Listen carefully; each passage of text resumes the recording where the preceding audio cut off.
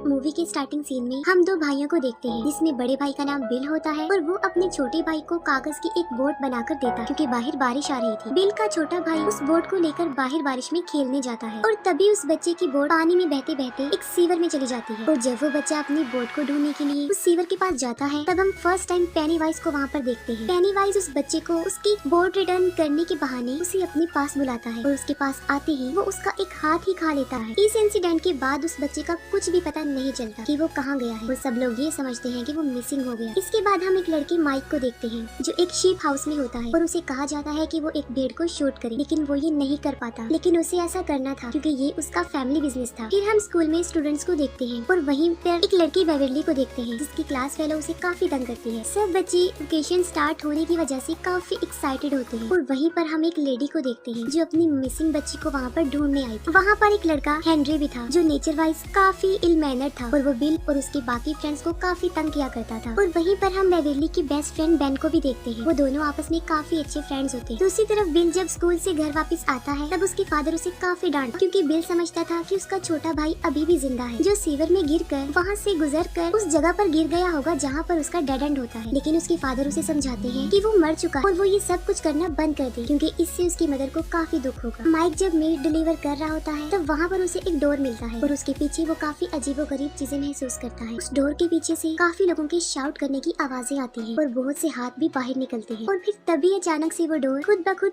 Open हो जाता है और वहाँ पर माइक पेनीवाइज को देखता है। इतनी ही देर में हेनरी अपने फ्रेंड्स के साथ वहाँ पर आता है और माइक को टीज करके वहाँ से चला जाता है। बिल का एक फ्रेंड अपने फादर के ऑफिस में बुक रखने के लिए जाता है और वहाँ पर वो एक बहुत डरावनी औरत की पेंटिंग देखता है जिससे वो अक्सर डर जाया करता था। उसे डराने वाला कोई और नहीं बल्कि पेनीवाइज था जो सबको उनके डर से ही डराता था और उन चीजों से जिनसे वो डरते हैं। बिल अपने फ्रेंड्स को लेकर सीवर के डेड एंड की तरफ जा रहा होता है और बेन लाइब्रेरी में बैठकर पोएट्री लिखता है और साथ ही एक जगह डेयरी की हिस्ट्री भी पढ़ रहा होता है जो असल में वही जगह थी। उस हिस्ट्री में उसे डेयरी में होने वाले सारे इंसिडेंट के बारे में इंफॉर्मेशन मिलती है और वो इंसिडेंट्स लोगों की डेथ के बारे में थी, यानी बहुत से लोगों की डेथ हो गई थी। और फिर बेन को हेलुसिनेशन स्टार्ट हो जाती है और उसके साथ ये कोई और नहीं बल्कि पेनीवाइज ही कर रहा था। और बेन को वहाँ पर एक बैलून भी उड़ता हुआ नजर आता है जो और किसी को नजर नहीं आ रहा होता। बेन जब उस बैलून के पीछे जाता है तब उसे वहाँ पर बहुत सारे ईस्टर एग्स मिलते हैं और उन्हें फॉलो करते करते वो लाइब्रेरी तक पहुँच जाता है। और तभी एक आधा जला सर कटा इंसान बेन पर हमला करने के लिए उसकी तरफ बढ़ता है, लेकिन बेन वहाँ से भाग जाता है। बेन जब वहाँ से जा रहा होता है तब हेनरी और उसके फ्रेंड उसे पकड़ लेते हैं, उसे काफी परेशान करते हैं और यहाँ तक कि हेनरी एक नाइफ से उसके पेट पर एच लिख देता है। इसी दौरान कार में एक कपल भी वहाँ से गुजरता है और बेन उनसे हेल्प मांगता है, लेकिन वो लोग उसकी एक नहीं सुनते। उसी कार में बेन एक रेड बैलून देखता है जिससे ये साफ जाहिर था कि वो कपल जो गाड़ी में बैठा हुआ है अब वो भी पेनीवाइज के कब्जे में आ चुके हैं। तभी किसी तरह बेन अपनी जान छुड़ाकर वहाँ से भाग जाता है और वो बैड ग्रुप उसका पीछा करते हैं। दूसरी तरफ बिल अपने फ्रेंड्स के साथ उस सिटी के सीवर के डेड एंड पर अपने भाई को ढूंढ रहा होता है, लेकिन वहाँ पर उसे किसी और बच्चे का जूता मिलता है। लेकिन इससे पहले कि वो सब लोग बिल के भाई को ढूंढने के लिए अंदर जाते इंजर्ड बेन वहाँ पर आ जाता है। वहीं पर बिल का एक फ्रेंड बिल के छोटे भाई को ढूंढने के लिए अंदर चला जाता है और वहाँ पर उसे बहुत सारे गोस्ट नजर आते हैं। उसे वहाँ पर बहुत सारी सॉल्स नजर आती है और पेनीवाइज उसे मार डालता है। बिल और उसके बाकी फ्रेंड्स बेन के लिए बैंडेज इक्विपमेंट्स ले रहे होते हैं, लेकिन उनके पास पैसे कम होते हैं। उसी मार्केट में बेवरली भी होती है जो मेडिसिन लेने में उनकी हेल्प करती है और फिर ये फ्रेंड्स ग्रुप बेवरली को उनके साथ तालाब पर चलने के लिए इनवाइट करते हैं। बेवरली जब घर पहुंचती है तब उसके फादर एज यूजुअल उसके साथ काफी अजीब बिहेव करते हैं। अपने फादर के बिहेवियर की वजह से बेवरली काफी अपसेट रहती थी और इस बार तो वो इतनी दुखी होती है कि वो अपने बाल काट लेती है। फिर वो सब फ्रेंड्स और बेवरली तालाब पर काफी इंजॉय करते हैं। ये सब फ्रेंड्स मिलकर बेन के घर जाते हैं और वहाँ पर उसका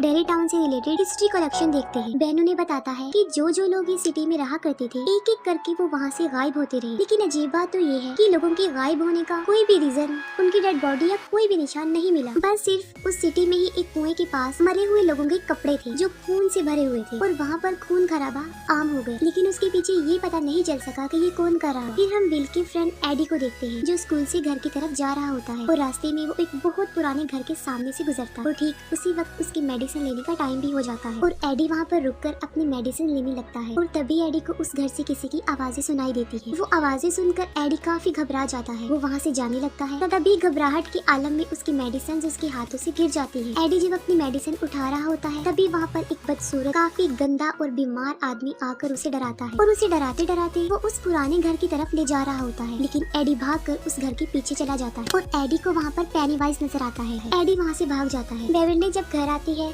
तब उसे एक पोएट्री कार्ड मिलता है जिसे पढ़ने के लिए वो वॉशरूम में जाती है। बेवरली जब वो पोएट्री पढ़ रही होती है तब उसे वॉश सिंक से बच्चों की आवाजें सुनाई देती है। बेविली जब एक मेजरिंग टेप उस सिंक के अंदर डालकर बाहर निकालती है तब वो खून से भरा हुआ वापस आता है और उस पे इंसानी बाल भी लगे होते हैं जो बेविली की पूरी बॉडी से लिपट जाते हैं और उसे अंदर की तरफ खींचते हैं। इसके बाद उस वॉश सिंक से बहुत सारा खून तेजी से बाहर निकलता है और पूरा वॉशरूम और बेविली खून से भर जाते हैं। बेविली की रोने की आवाज सुन के उसके फादर भी वहाँ पर आ जाते हैं, लेकिन वो ऐसा रिएक्ट करता है जैसे वहाँ पर कुछ भी नहीं हुआ। बिल जो कि अपने छोटे भाई को काफी मिस कर रहा होता है, लेकिन तभी वहाँ पर उसे किसी के होने का एहसास होता है और वहीं पर उसे किसी के पाँव के निशान भी मिलता है। और जब वो उन पैरों के निशान के पीछे जाता है तब उसे उसका छोटा भाई नजर आता है जो उसे बेसमेंट में ले जाता है। पहले बिल का छोटा भाई उसे इमोशनली ब्लैकमेल करता है और फिर देखते ही देखते एक शैतान में तब्दील हो जाता है और तभी वहाँ पर पेनीवाइज भी आ जाता है जो बिल पर अटैक कर देता है, लेकिन ठीक वक्त पर बिल अपनी जान बचाकर वहाँ से भाग जाता है। फिर बेविली उन फ्रेंड्स को अपने घर बुलाकर उन्हें अपना वॉशरूम दिखाती है। सब बच्चे भी देखते हैं कि वहाँ पर बहुत ज्यादा खून है, लेकिन बेविली सोचती है कि उसके फादर को वो क्यों नहीं नजर आ। फिर वो सब मिलकर वॉशरूम क्लीन करते हैं। वो फ्रेंड्स आपस में डिस्कस करते हैं कि कुछ न कुछ तो गड़बड़ जरूर है, क्योंकि उन लोगों के साथ भी कुछ न कुछ अजीबोगरीब हो रहा है और वो जोकर उनको भी नजर आता है। तभी कुछ दूर फासले पर उन्हें हेनरी की कार और माइक की साइकिल नजर आती है और वो माइक को बचाने के लिए फौरन भागते हैं। दूसरी तरफ हेनरी और उसके फ्रेंड्स जबरदस्ती माइक को कच्चा गोश्त खिलाने की कोशिश करते हैं और उसे काफी पीटते भी हैं। तभी कुछ दूर फासले पर माइक को पेनीवाइज नजर आता है जो एक बच्चे का हाथ खा रहा था और साथ साथ वो माइक को एक अजीब सी स्माइल भी दे रहा था। और तभी फौरन वो फ्रेंड्स वहाँ पर पहुँच जाते हैं और हेनरी और उसके फ्रेंड्स पर पत्थरों की बारिश कर देते हैं और वो लोग माइक को सेव कर लेते हैं। फिर वो ग्रुप मिसिंग होने वाले बच्चों के पोस्टर देख रहे थे। तभी बेन उन्हें बताता है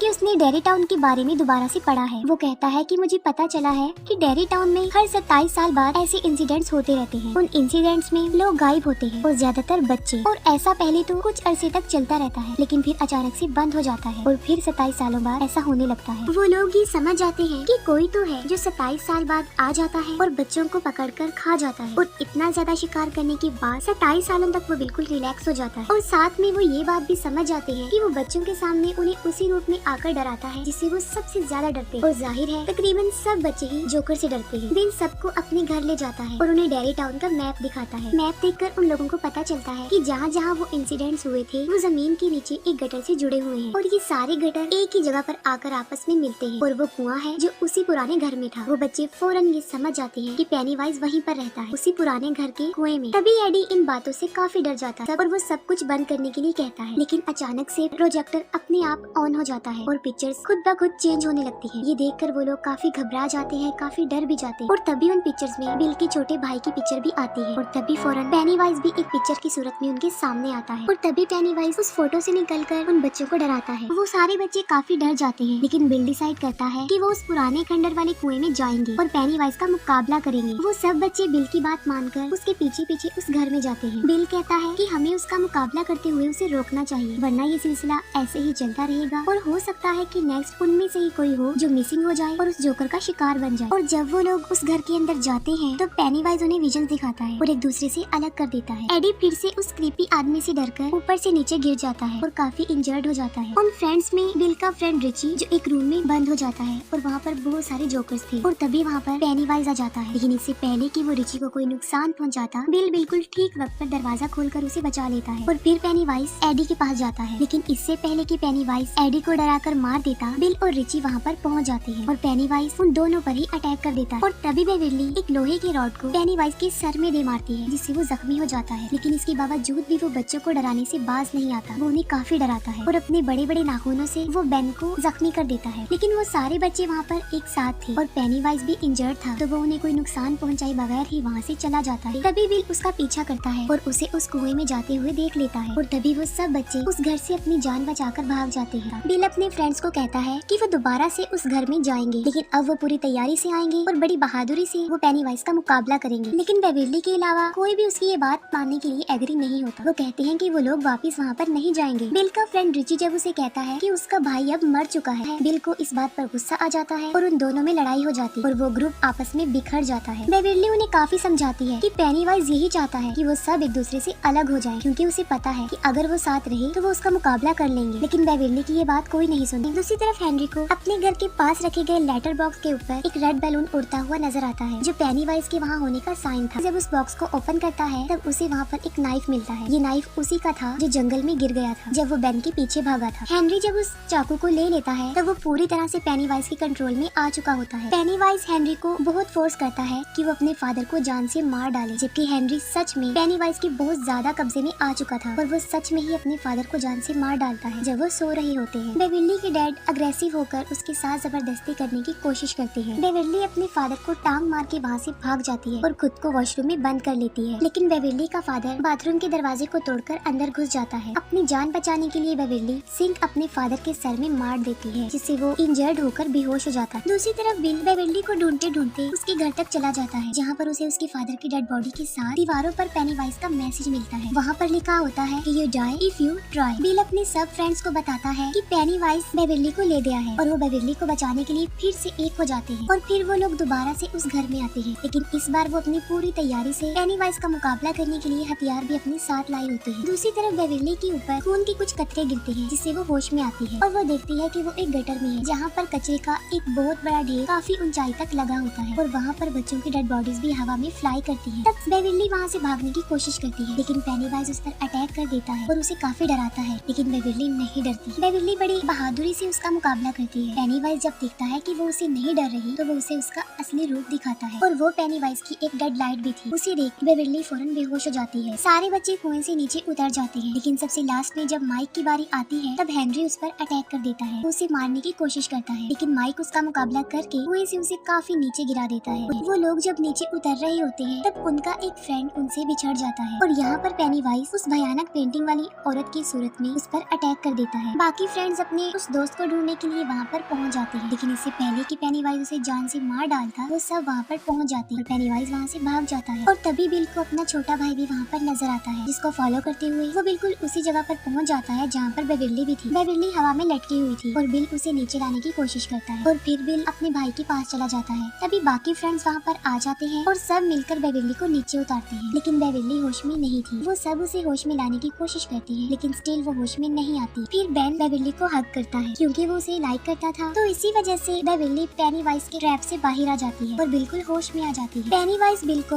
उसके छोटे भाई के रूप में काफी इमोशनली ब्लैकमेल करता है और उसे अपने साथ घर ले जाने के लिए भी कहता है। बिल उसकी बातें सुनकर रोता है और कहता है कि मैं जानता हूँ कि तुम मेरे भाई नहीं हो, और वो उसे गन से शूट कर देता है और फिर पेनीवाइज अपने असली रूप में आकर उन सब पर अटैक कर देता है। वो सब बच्चे एक होकर उसका मुकाबला करते हैं, लेकिन फिर पेनीवाइज बिल को पकड़ लेता है। पेनीवाइज उनको बताता है कि तुम लोग मुझसे जितना डरोगे मेरी पावर उतनी ही ज्यादा बढ़ती जाएगी। वो कहता है कि तुम बिल मुझे दे दो, उसके बदले में मैं तुम्हारी जान बख्श दूंगा और तुम यहाँ से चले जाओ। मैं इसे खाकर 27 सालों तक सोने के लिए चला जाऊंगा और तुम लोग भी अपनी लाइफ में वापस चले जाओ। पेनीवाइज के यही अल्फाज उसी पर भारी पड़ जाते हैं। वो सब बच्चे बिल्कुल एक होकर उससे लड़ते हैं। पेनीवाइज उन बच्चों को हर उस रूप में डराने की कोशिश करता है जिससे वो सबसे ज्यादा डरते हैं, लेकिन वो बच्चे नहीं डरते। लेकिन अब पेनीवाइज उनसे डरने लगता है क्योंकि वो सब एक थे और डर भी नहीं रहे थे, और यहाँ तक कि मार मार के भी वो पेनीवाइज को काफी जख्मी कर चुके थे। उन बच्चों का बिल्कुल एक हो जाना पेनीवाइज को हारने पर मजबूर कर देता है और पेनीवाइज डरते हुए भूखा ही 27 सालों के लिए सोने के लिए चला जाता है। ये मूवी यहीं पर एंड हो जाती है।